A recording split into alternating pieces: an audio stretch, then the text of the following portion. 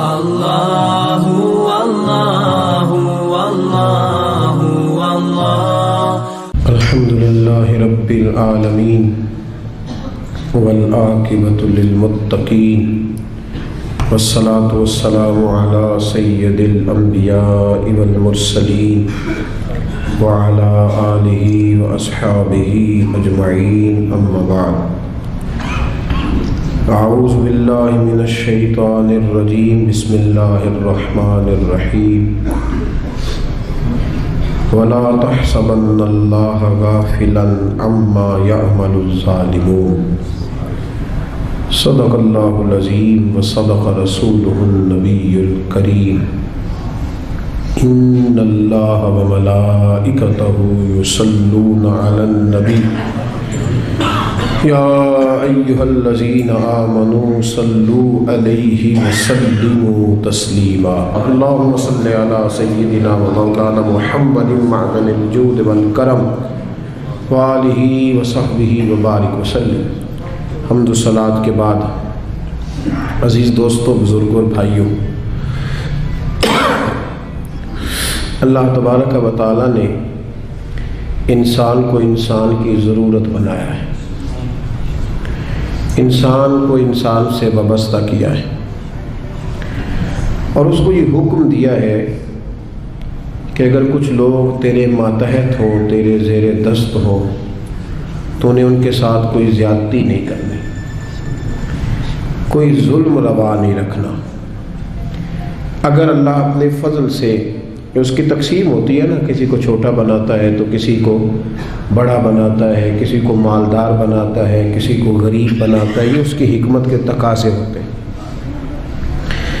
فرمایا کہ اگر تجھے میں صاحب اختیار کروں یا صاحب اقتدار کروں، یا میں اپنی حکمت کے تقاضوں کے تحت کسی جگہ تجھے کسی پر کوئی فوقیت یا کوئی قبضہ عطا کروں، تو تُو نے ظلم سے بچنا ہے،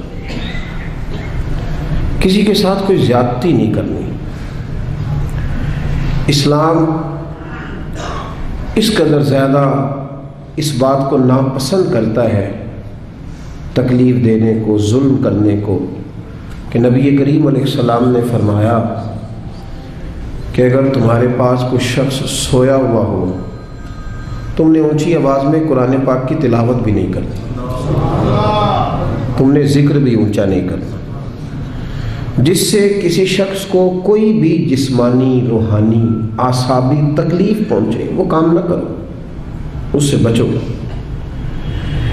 اگر انسان ساری زندگی صرف اپنے آپ کو سیف کرنے کے چکر میں رہے اور پھر یہ پروگرام بنا لے کہ اگر میں نرم پڑوں گا تو پھر میرا لوگوں پہ رعب کیسے قائم رہے گا، اگر میں تھوڑا سا ڈھل جاؤں گا تو لوگ تو اس کا ناجائز فائدہ اٹھائیں گے، تو بھئی لوگ تو اٹھائیں گے۔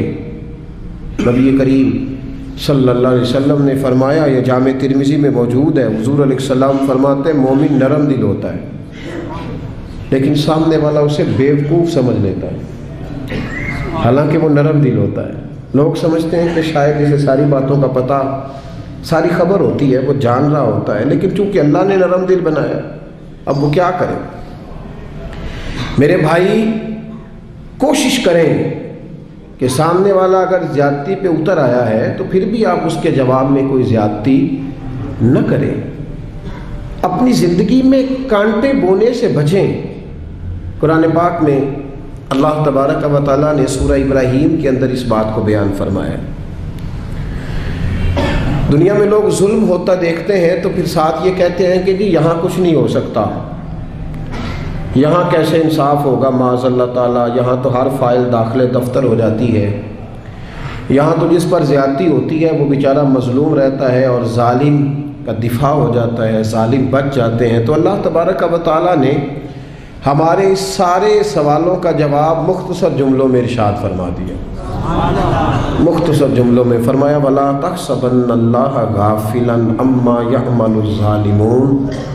فرمایا یہ سوچنا بھی نہ، یہ گمان بھی نہ کرنا کہ اللہ ظالموں کے کاموں سے بے خبر ہے، یہ گمان بھی نہ کرنا، سوچنا بھی نہ، تمہارے عاشیہ خیال میں بھی یہ بات نہ آئے کہ اللہ ظالموں کے کاموں سے ہاں انما یؤخرہم، اللہ انہیں تھوڑی مہلت دے رہا ہے، لیوم تشخص فیہ الابصار، اس دن کے لیے جس دن آنکھیں کھلی کی کھلی رہ جائیں گی۔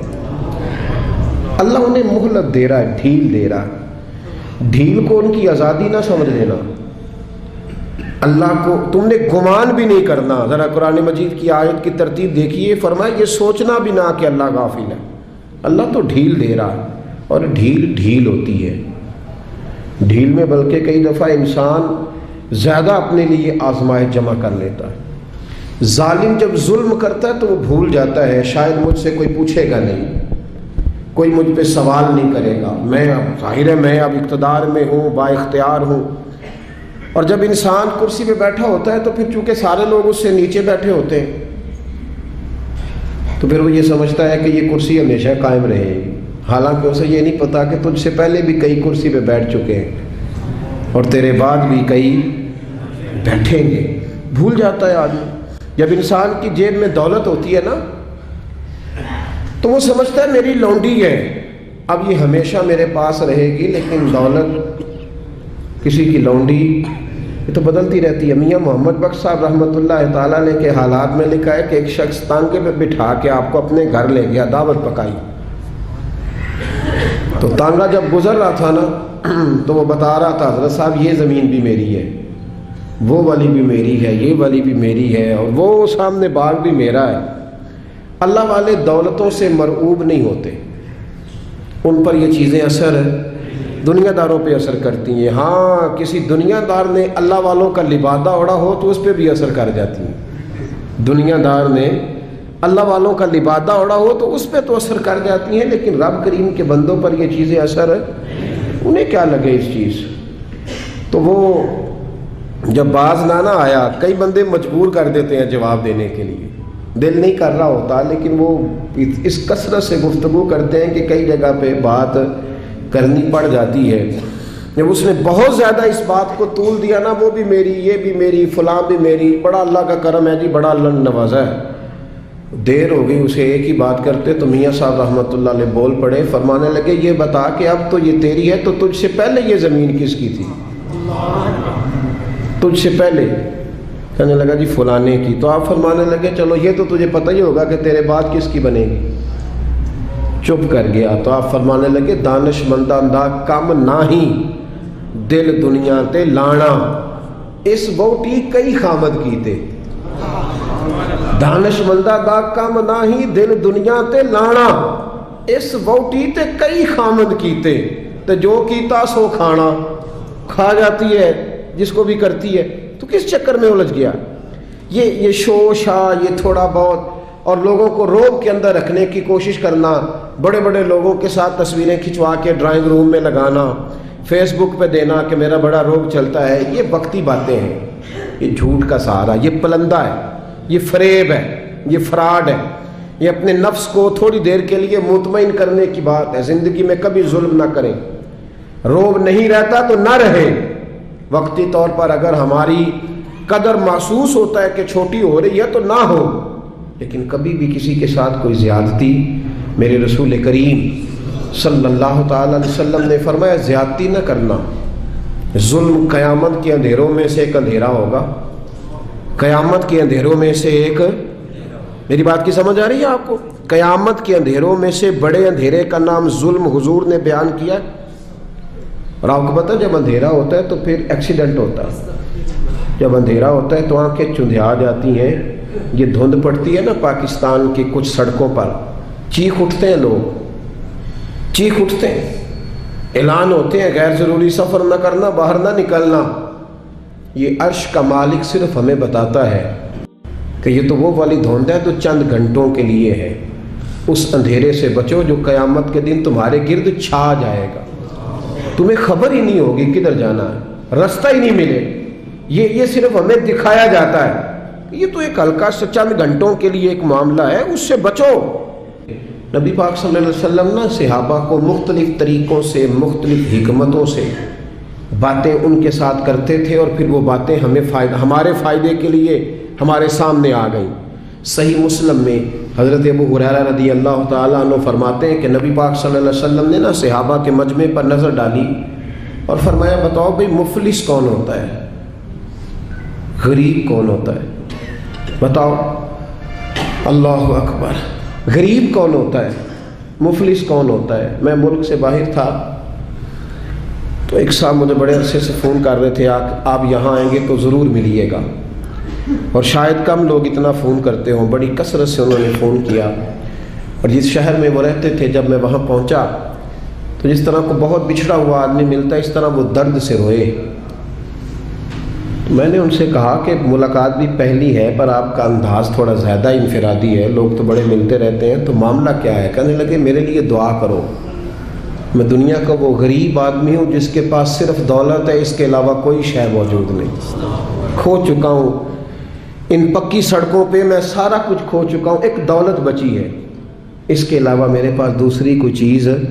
ایسے بھی غریب ہے دنیا میں جن کے پاس دولت ہے پر اولاد ان کے ہاتھ سے نکل گئی، جن کے پاس دولت جائیدادیں اور زمینیں تو ہیں پر رات کی نیند ان کے پاس موجود نہیں ہے۔ ان کے پاس سارا کچھ ہے، 6-7 نوکر ہیں پر اپنا پوتا کبھی ملنے نہیں آیا، اپنے نواسے کبھی سلام کلام کرنے، ایسے بھی غریب ہیں دنیا میں۔ بہرحال نبی رحمت صلی اللہ تعالیٰ علیہ وسلم نے صحابہ سے پوچھا کہ بتاؤ غریب کون ہوتا ہے، مفلس کون ہے؟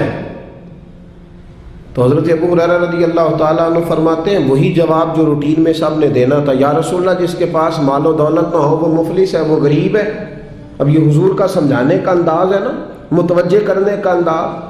یا رسول اللہ دولت نہ ہو، غریبی ہو، کرائے کا مکان ہو، قرضہ چڑھا ہوا ہو، غریب آدمی ہے، تو حضور نے فرمایا نہیں، یا رسول اللہ پھر آپ بتا دیں غریب کون ہوتا ہے؟ تو نبی پاک علیہ السلام نے فرمایا میری امت کا غریب وہ ہے جو قیامت کے دن احد پہاڑ کے برابر نیکیاں لے کے آئے گا۔ کہتے ہمارے کان کھڑے ہو گئے کہ نیکیاں بھی احد پہاڑ کے برابر، 6-7 کلومیٹر، اتنا لمبا چوڑا پہاڑ، اور پھر غریب کا غریب۔ نبی پاک علیہ السلام نے فرمایا نیکیاں تو احد پہاڑ کے برابر تھیں پر اس کی زیادتیاں بھی اتنی زیادہ ہی تھیں، ظلم بھی اتنے ہی زیادہ تھے۔ جب احد پہاڑ کے برابر نیکیاں رکھی جائیں گی نا تو وہ سارے لوگ آ جائیں گے جن کو گالی دیتا تھا، جن کو گھورتا تھا، جن کو غصے میں تھپڑ مارتا تھا، اپنے آپ کو جلال والا کہہ کے جن کی عزتیں اتار دیتا تھا، جن کو چھوٹا سمجھ کے حقارت کی نظر سے ٹھکرا دیتا تھا، وہ سب آ جائیں گے اور رب کریم کی بارگاہ میں عرض کریں گے مالک اس کے حج تو 7 ہے، عمرے اس کے 20 ہیں، صدقے بھی اس نے بڑے کیے، 450 فٹ کے بور بھی بڑے کرا کے دیے، اور اس کو ذرا پوچھ تو صحیح کہ ہم اس کی فیکٹری میں کام کرتے تھے پر یہ ہمارے ساتھ ظلم کتنا کرتا تھا، اس نے زیادتی کتنی کی، اس نے ہمیں اذیت اور تکلیف کتنی پہنچائی، دل کتنے توڑے۔ تو میرے رسول کریم صلی اللہ تعالیٰ علیہ وسلم فرماتے ہیں رب کریم اس کی نیکیاں دینی شروع فرما دے گا۔ وہ جس کو تھپڑ مارا تھا کچھ نیکیاں اسے مل جائیں گی، وہ جس کو درے سے مارا تھا کچھ نیکیاں اسے مل جائیں گی، وہ جس کو گالی دی تھی کچھ نیکیاں اسے مل جائیں گی، وہ نیک پرہیزگار عالم دین جس کی چوک میں بیٹھ کر غیبت کی تھی، جسے برا کہا تھا، کچھ نیکیاں اسے ملیں گی۔ فرمایا نیکیاں بٹتی رہیں گی، بالآخر اس کے پاس کوئی نیکی نہ بچے گی، پھر بھی اس کے وہ لوگ ابھی موجود ہوں گے جن کے ساتھ زیادتی کی، وہ ابھی ہوں گے موجود۔ وہ جب رشتہ دیکھنے گیا تھا نا کسی غریب کی بچی کا، تو واپس آ کے کہتا تھا اگر 1.5 انچ قد اونچا ہوتا تو میں نے نکاح کر لینا تھا بیٹے کا۔ اور ایسے لوگوں کو جانتا ہوں جن کی بیٹیاں نفسیاتی مریض بن گئی ہیں، رشتے دیکھنے والے اتنے آئے اور اس انداز میں تنقید کر کے گئے کہ بچیاں مریض بن گئیں۔ وہ لوگ بھی آئیں گے کہیں گے مالک اسے پوچھ، بیٹے کا باپ اور دولت مند ہونے کا معنی یہ تھا کہ یہ ہر ایک کے ساتھ ظلم کرے؟ محبوب فرماتے جب نیکیاں ختم ہو جائیں گی تو پھر جن کے ساتھ زیادتیاں کی تھی ان کے گناہ اس کے اوپر ڈالنے شروع کیے جائیں گے، پھر گناہوں کا بوجھ اٹھائے گا۔ ہمیں تو پتہ نہیں کب خیال آئے گا، لیکن حضرت ابو ہریرہ کہتے ہیں بات ختم کرتے ہوئے میرے نبی کی آنکھوں میں آنسو آ گئے۔ حضور رو پڑے اور محبوب فرمانے لگے یہ میری امت کا وہ غریب ہے جس کے پاس احد پہاڑ کے برابر نیکیاں تھیں پر اب غریب رہ گیا۔ اور بھائی تھوڑا سا زبان کا کنٹرول، تھوڑا سا لب و لہجے کا کنٹرول، تھوڑا سا اپنے غصے پہ صبر، تھوڑی دیر کی احتیاط۔ ہم اذیت دیتے ہیں، تکلیف دیتے ہیں۔ جب ہمارے سامنے والا شرمندگی سے زمین میں گھڑتا ہے تو ہمیں خوشی ہوتی ہے، جب ہمارے سامنے بیٹھنے والا شرم سے نظریں جھکاتا ہے تو ہم اپنا قد اونچا محسوس کرتے ہیں۔ اور جب وقت کا حکمران دیکھتا ہے کہ اب کچھ لوگ رو رہے ہیں، اور جب بڑا آفیسر سمجھتا ہے میں آفیسر کب بنوں گا جب میں اپنے ماتحتوں کو برا بھلا نہ کہہ لوں گا، اور جب ہاتھ میں ڈنڈا پکڑنے والا سمجھتا ہے کہ یہ میں نے کسی کو مارا نہ تو پکڑنے کا معنی کیا ہوا، اور ہاتھ میں بندوق پکڑنے والا کہتا ہے کہ اگر گولی چلی نہ تو اس کو تو زنگ لگ جائے گا، چاہے کسی مظلوم پہ ہی چل جائے، کسی نہتے پہ ہی چل جائے۔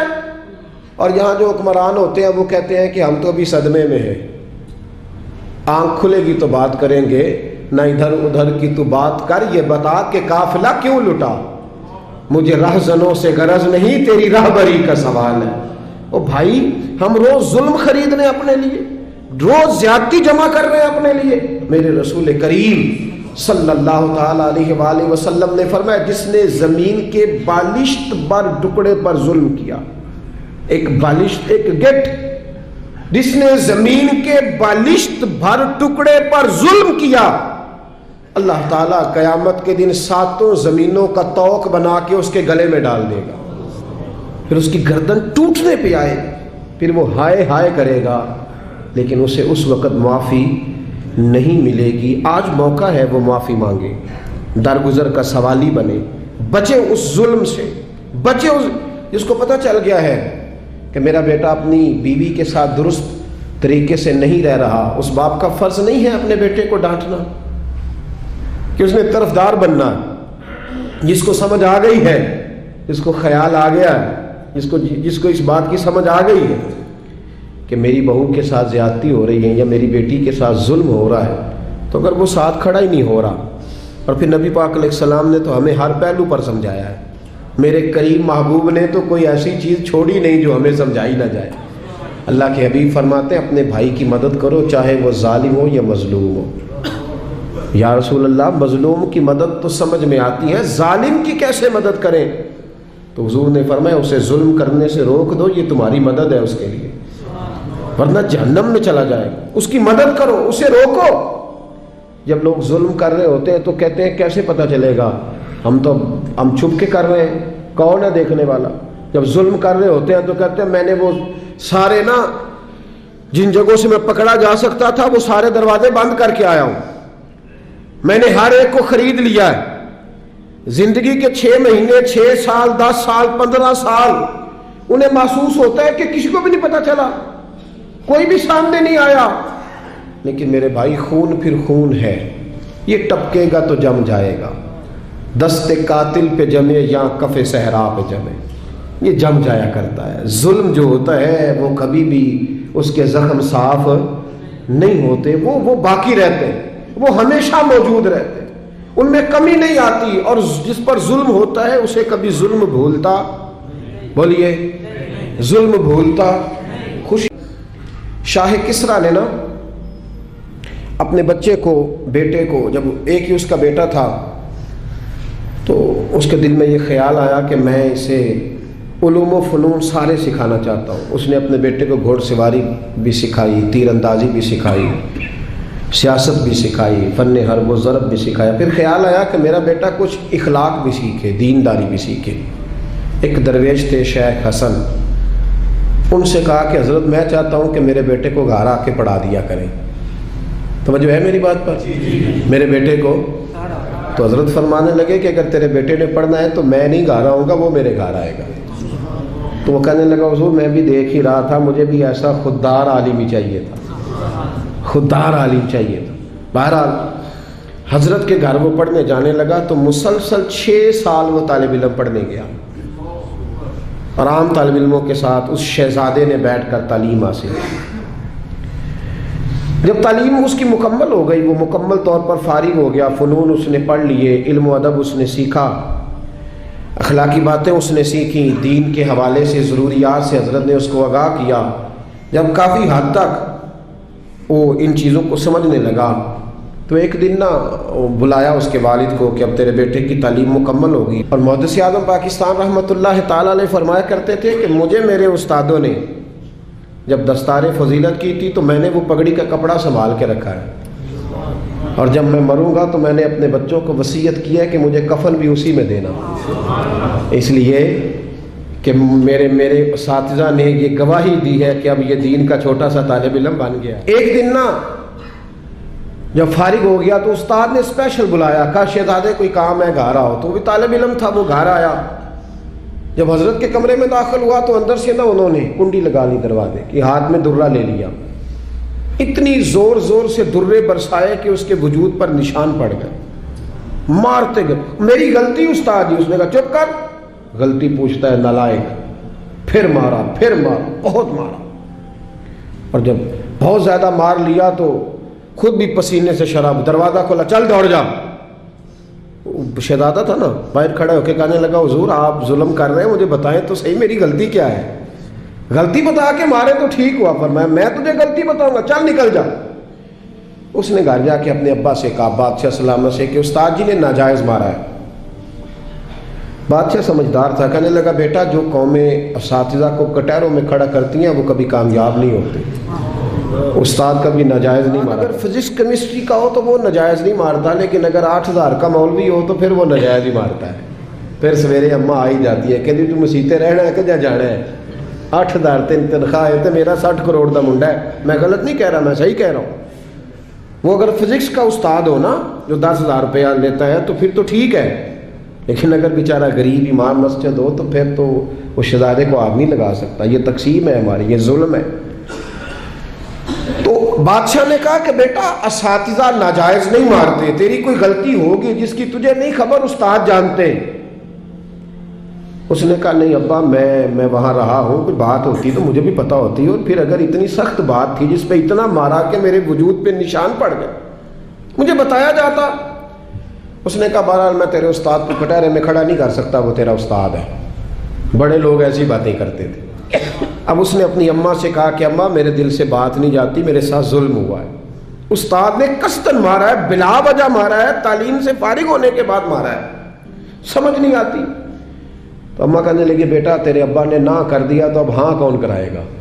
اور بادشاہ سلامت ہے، سخت مزاج آدمی ہے، میرا بیٹا تو صبر ہی کر۔ بچے نے صبر تو کر لیا پر اندر سے بات گئی نہیں، ظلم ہوا تھا نا۔ 30-35 سال بیت گئے، اس کے باپ کا انتقال ہوا تو وہ بادشاہ بن گیا۔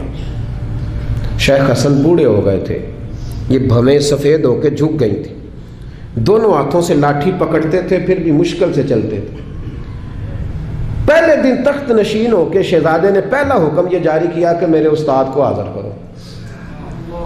3-4 سپاہی بھیجے کو بابے کو پکڑ کے لاؤ جیسے بھی آ سکتا ہے، لے آئے۔ حضرت کو لا کے جب سامنے کھڑا کیا تو کہا استاد جی ناراض نہ ہونا، بوڑھے ہیں کمزور ہیں شک کوئی نہیں، پر میں کیا کروں، آج بھی دردیں اسی طرح میری تازی ہیں، سوچتا ہوں تو پھر مجھے اسی طرح جلن محسوس ہوتی ہے، بتاؤ کیوں مارا تھا؟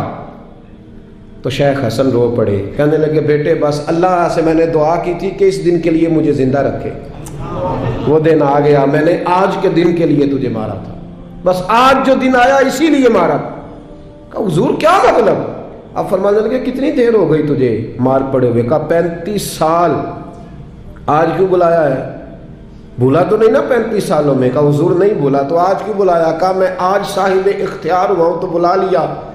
تو آپ فرمانے لگے بیٹے مجھے پتا تھا ایک دن تو بادشاہ بنے گا، اس لیے تجھے مارا تھا۔ ناجائز نہ کسی کے ساتھ ظلم کرنا، اگر تجھے 35 سال نہیں نہ بھولا تو جس کے ساتھ تو ظلم کرے گا اسے بھی قیامت تک نہیں بھولے گا۔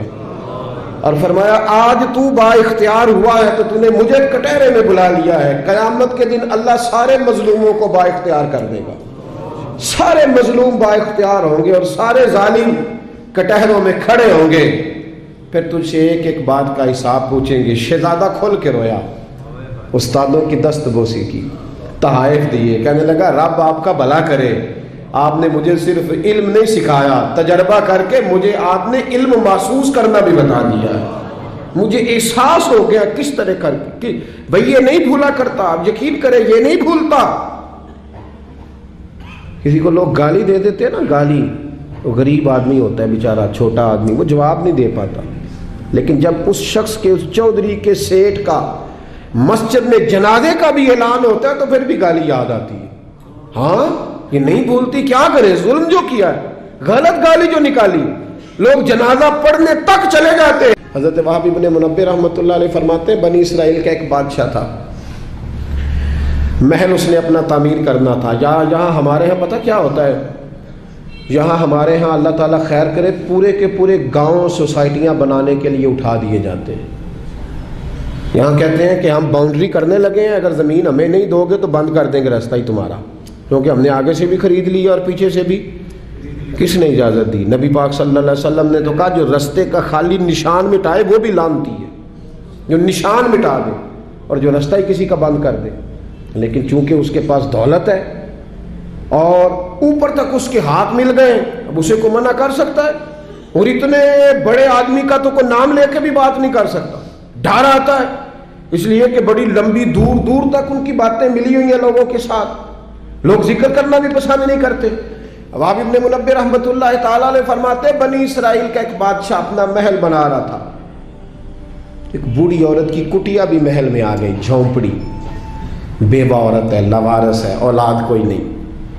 بادشاہ نے اس کو کہا کہ اماں جتنے پیسے تو کہے گی نا میں دے دوں گا، میرے ہاتھ بیچ ڈال۔ تو کہنے لگی میں دیہاتی عورت ہوں، پتہ ہے نا بچے ٹاؤن میں چلے جاتے ہیں پر ابا کہتا ہے مجھے گاؤں میں رہنے دو، اماں کہتی ہے کہ میرا یہیں دل لگتا ہے، میں یہیں ٹھیک ہوں۔ اس نے کہا بادشاہ میں پکا ہوا پھل ہوں، کسی وقت بھی گر جاؤں گی، جب میں مر جاؤں گی تو تیرا ہی ہے، میرا کون سا کوئی آگے پیچھے ہے، نہ اولاد ہے نہ کچھ اور ہے، تجھے مل جائے گا، لیکن میں بیاہ کے یہاں آئی تھی، دل کرتا ہے جنازہ اسی جھونپڑی سے نکلے تو مجھے پڑی رہنے دے، میں تیرا کچھ نہیں بگاڑتی۔ اس نے کہا وہ نقشہ میرا خراب ہوتا ہے، کئی لوگوں کا نقشہ، ہاں بڑے لوگوں کے نقشے خراب ہوتے ہیں، یہ نہیں پتا کہ اگر ظلم کرو گے تو قبر کا نقشہ بھی خراب ہو جائے گا، ہاں قبر کا نقشہ بھی خراب ہو، کہ میرا نقشہ خراب ہوتا ہے، رستے میں آتا ہے نا تیرا وہ جھونپڑا کچا مکان تو اٹھا اس کو۔ تو بوڑھے لوگ بیچارے کمزور لوگ، اماں اپنے گھر کے ساتھ جوڑ کے بیٹھ گئی، آرزوؤں کا مسکن تھا، تن کا گھر جمع کر کے گھر بنایا تھا، اماں باہر ہی نہیں جاتی، اگر میں گئی تو میرا گھر گرا نہ دیا جائے، لیکن انسان کتنے دن بیٹھ سکتا ہے، کئی دن گھر سے چمٹی رہی، آخر ایک دن انسانی ضرورت کی خاطر گھر سے باہر نکلی، چند گھنٹے دور گئی تھی، بادشاہ نے پہلے سے بندوبست کیا تھا کہ جیسے نکل جائے نا تو بلڈوزر چلا دینا، جو اس وقت سہولت تھی، گرانا فٹافٹ۔ ہم کو پتا جنہوں نے قبضہ کرنا ہوتا ہے وہ تو رات کو دیواریں بنا کے چھت بھی ڈال لیتے ہیں، جنہوں نے قبضہ کرنا ہوتا ہے نا جی، اور رات میں ہی ساری تیاری مکمل ہوتی ہے، دیواریں چن کے اور چھت بھی ڈل جاتی ہے، تالا بھی لگ جاتا ہے، گیٹ بھی، سب کچھ ٹھیک ہو جاتا ہے، راتوں رات ہی نظام ہو جاتا ہے، فوراً گرا دیا اس کا مکان۔ اماں چند گھنٹوں کے بعد آئی، حضرت وہب ابن منبہ کہتے ہیں پھر اس نے جو دعا مانگی تو پھر ہل گئے زمین و آسمان، بوڑھی تھی نا اور مظلوم تھی، اور میرے نبی کریم علیہ السلام نے فرمایا جب مظلوم ہاتھ اٹھاتا ہے تو پھر رب کریم اس کی دعا کو ضرور قبول فرماتا ہے۔ اس عورت نے ہاتھ اٹھائے اور دعا مانگی، کہنے لگی اے اللہ میں تو موجود نہیں تھی پر تو موجود تھا نا، عرش کے مالک میں تو موجود نہیں تھی پر تو موجود تھا، مالک تیرے ہوتے ہوئے میرا غریب کا گھر گر گیا، رب کریم نے حضرت جبریل امین کو حکم دیا کہ ذرا دوڑ کے جاؤ اور اس بادشاہ کا محل اٹھا کے اس کے اوپر گرا دے اور یہ بستی تباہ کر دے۔ جن لوگوں نے ایک مظلوم کی ساری کٹیاں بہا دی، کہا وہ محل، وہ مستری، وہ ساتھ شامل ہونے والے، وہ انجینئر، وہ ایک ہی جگہ تباہ کر دیے گئے۔ اور میرے نبی کریم صلی اللہ علیہ وسلم کا فرمان نسائی میں موجود ہے، اگر کسی ایک شخص کے قتل میں سارا قبیلہ بھی شامل ہوگا تو اللہ سب کو سزا دے گا۔